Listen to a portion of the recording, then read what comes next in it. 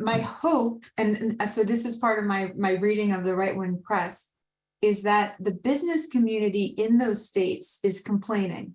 So, for example, Goldman Sachs and and a few other banks are some of the, and Wells Fargo and Chase are some of the largest employers in Utah, and they're to attract talent. So the labor wants ESG. You know, young, the people, the new up and coming people coming into finance or into business like the world of ESG. So the businesses have to cater to that need from a labor force perspective and from a retention perspective. Then the clients, the asset owners, are also requesting this.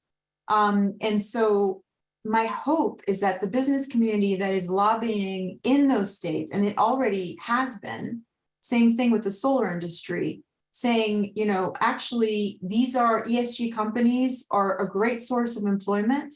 They're a great source of retention. You want economic development and good jobs. You know, you can't ban ESG or ESG banks or ESG asset managers and firms that espouse ESG.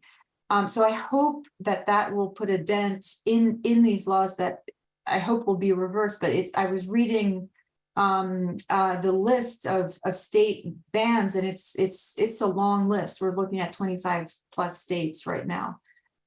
The other piece is so you know, empowering the business community to have arguments, and because they have a lot of sway with local politicians, state politicians. But then at the federal level, it's really about strengthening our entities that do go on the Hill. So it's the USIFs of the world, et cetera.